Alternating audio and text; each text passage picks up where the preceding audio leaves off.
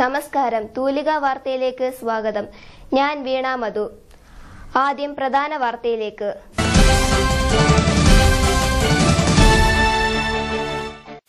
Ward മാറ്റിയെന്നാരോപിച്ച് BJP പ്രവർത്തകർ പഞ്ചായത്ത് സെക്രട്ടറിയെ ഉപരോധിച്ചു.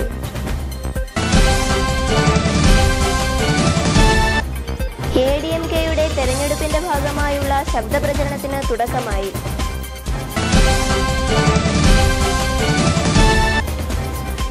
മൂന്ന് അയൽവാസികൾ സ്ഥാനാർത്ഥികളായി ജനവിധി തേടുന്നു.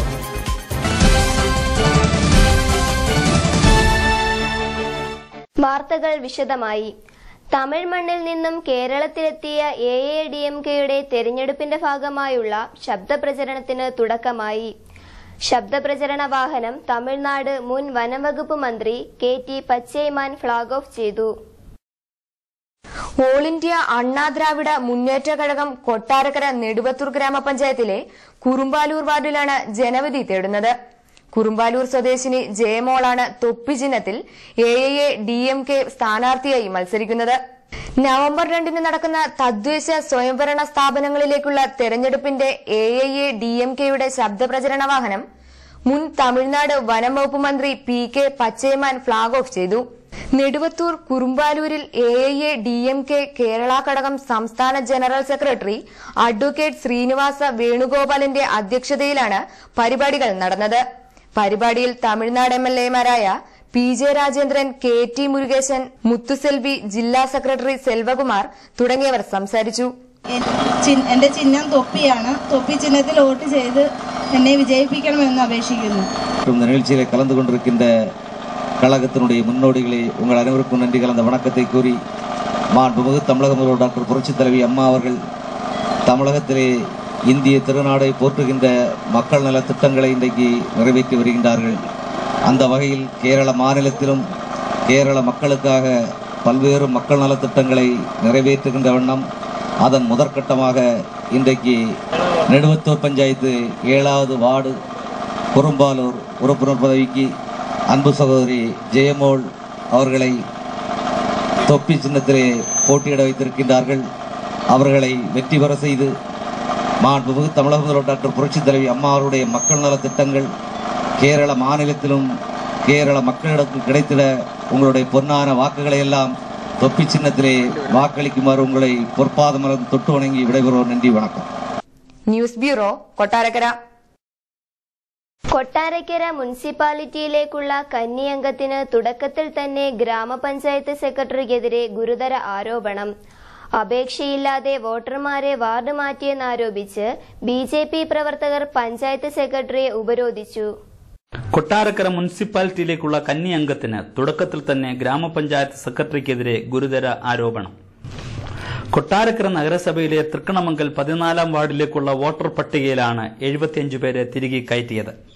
ഒക്ടോബർ 17-നാണ് വോട്ടർ പട്ടികയിൽ പേര് ചേർക്കേണ്ടിയിരുന്ന അവസാനത്തെ ദിനം. എന്നാൽ ഈ ദിവസത്തിന് ശേഷമാണ് ഇവരെ ചേർത്തതെന്ന് ആരോപിച്ചാണ് ബിജെപി പ്രവർത്തകർ കൊട്ടാരക്കര ഗ്രാമപഞ്ചായത്ത് സെക്രട്ടറിയെ ഉപരോധിച്ചത്. സെപ്റ്റംബർ 30-ന് നൽകിയ ആദ്യ വോട്ടർ പട്ടികയിൽ 1223 പേരായിരുന്നു ഉണ്ടായിരുന്നത്. പിന്നീട് ഒക്ടോബർ 14 ആയപ്പോഴേക്കും 1296 പേരായി മാറുകയായിരുന്നു.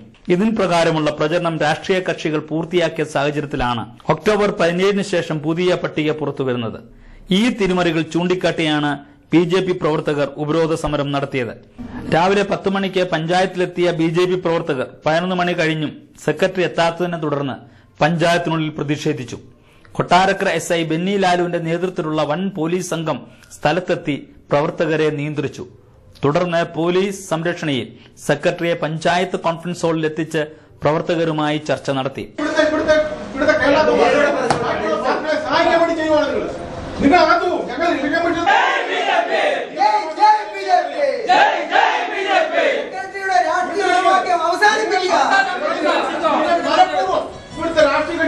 സംഭവത്തിൽ മുഖ്യ തെരഞ്ഞെടുപ്പ് കമ്മീഷണർക്ക് പരാതി നൽകുമെന്ന് ബിജെപി നേതൃത്വം പറയുകയുണ്ടായി. ഉപരോധ സമരത്തിന് ബിജെപി നേതാക്കളായ Ambalakkara Ramesh, K G. Anilkumar, advocate Krishnakumar, advocate Ajikumar, K R. Radhakrishnan തുടങ്ങിയവർ നേതൃത്വം നൽകി. News bureau, Kottarakkara. ബന്ധുക്കളായ 3 അയൽവാസികൾ സ്ഥാനാർത്ഥികളായി ജനവിധി തേടുന്നു. നെടുവത്തൂർ ഗ്രാമപഞ്ചായത്തിലെ പിണറ്റുംമൂട് വാർഡിലാണ് മനീഷും ജയനും ഉദയകുമാറും ജനവിധി തേടുന്നത്. ഇത്തവണത്തെ തെരഞ്ഞെടുപ്പ് ബന്ധുക്കളും അയൽവാസികളുമായ മൂവർക്കും മത്സരത്തിന്റെ കൂടി കാലമാണ്. UDF സ്ഥാനാർത്ഥിയായാണ് മനീഷ് മത്സരിക്കുന്നത്. പൊതുപ്രവർത്തകനായ മനീഷ് JSSന്റെ സംസ്ഥാന കമ്മിറ്റി അംഗം കൂടിയാണ്. BJP സ്ഥാനാർത്ഥിയായ MB ജയൻ പ്രദേശത്തെ ഓട്ടോറിക്ഷ ഡ്രൈവറാണ്. LDF സ്ഥാനാർത്ഥിയായ ഉദയകുമാർ റബ്ബർ വ്യാപാരിയും. മൂവരും അയൽവാസികൾ കൂടിയാണ്. ഒരേ കുടുംബത്തിൽപ്പെട്ടവരായതിനാൽ ബന്ധുത്വം തങ്ങൾക്ക് ഭീഷണിയായി വരികയില്ലെന്ന് ഇവർ പറയുന്നു.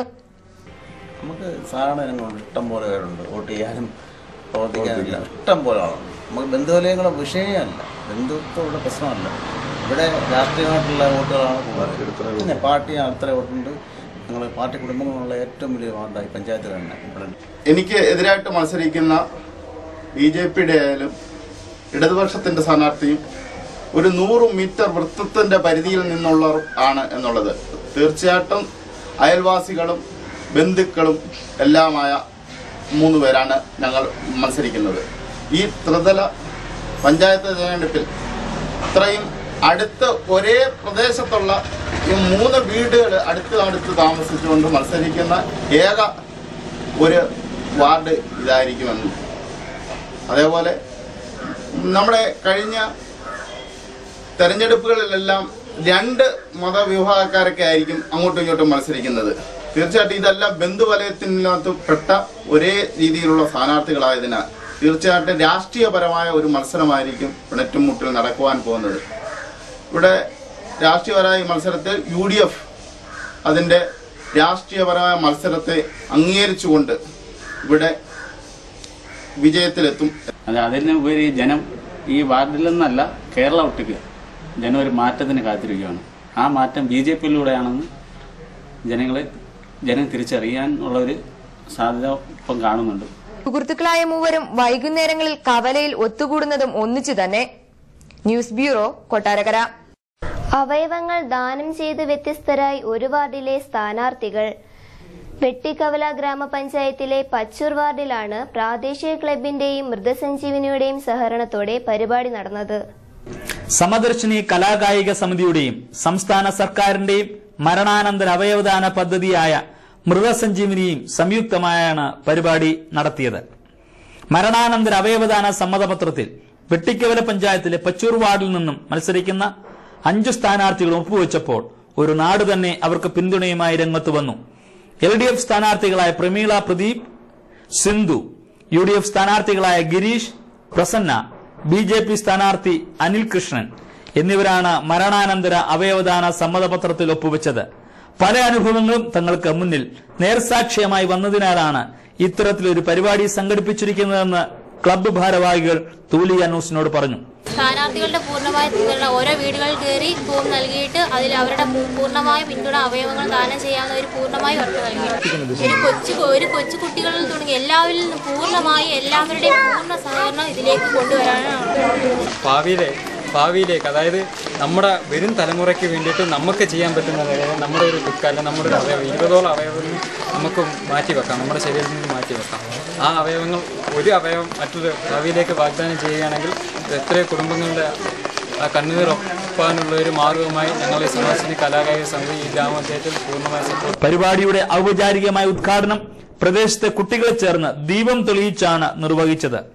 തുടർന്ന് കാഴ്ചക്കാരെത്തിയവർക്ക് സ്ഥാനാർത്ഥികളും കുരുന്നുകളും മരണാനന്തര അവയവദാന സമ്മതപത്രം വിതരണം ചെയ്തു. ജനപ്രതിനിധികൾ തങ്ങളുടെ പ്രചരണത്തോടൊപ്പം മൃതസഞ്ജീവനിയുടെ പ്രചരണം കൂടി നടത്തുവാൻ സന്നദ്ധത പ്രകടിപ്പിച്ചതായി ക്ലബ്ബ് ഭാരവാഹികൾ അറിയിച്ചു. News bureau, Valakom. പ്രധാന വാർത്തകൾ ഒരിക്കൽ കൂടി.